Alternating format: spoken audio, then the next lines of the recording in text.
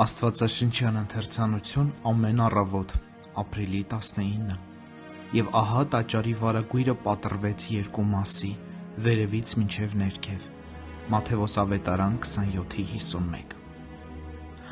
Այն, որ այնքան ամուր և պինդ վարագույրը երկու կես եղավ, գերբնական երևույթ էր։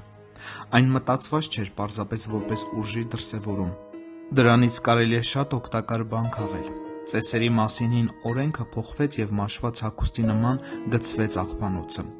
Հիսուսի մահով դադարեցին բոլոր զոհաբերությունները, քանի որ այլ բոլոր մատուցված էին նրանով։ Երբ վարագույրը պատռվեց, մերկացվեց այն ամենը, ինչ նախկինում ծածկված էր։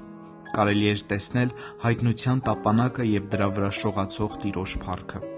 Հիսուսի մահվան միջոցով մենք Աստծո մասին նոր հայտնություն ստացանք, և մենք կարիք չունենք Մովսեսի նման դեմքին ծածկոց գցելու։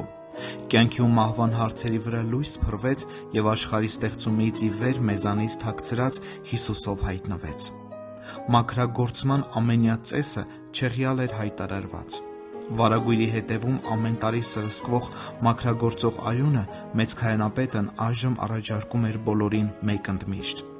Իեզների ու գառների արյունն այլևս հարկավոր չէր, քանի որ Հիսուսն ինքն էր մտել սրբարան ու թափել սեփական արյունը։ Այսպիսով Աստծո մոտ մուտքը բաց էր, ինչն էլ հանդիսանում է Հիսուս Քրիստոսին ամեն հավատացողի առանձնաշնորհումը։ Անհրաժեշտություն չկա գեթ մեկ աննշան անցք փնտրելու, որով կարելի է լինի մեկ աչքով տեսնել հայտնության տապանակը։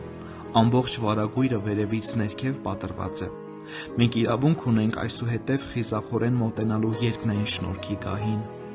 Սխալ չի լինի նշել, որ սրբարանի այսչափ փառավոր բացումը Հիսուսի ոգեշնչվող ճիչով յուրատեսակ կերպով երկնային դարպասների բացումն էր բոլոր սրբերի համար։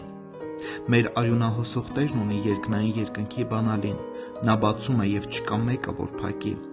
Եկեք նրա հետ միասին մտնենք երկնային կալվածքները և նրա հետ նստենք Աստծո աջ կողմում,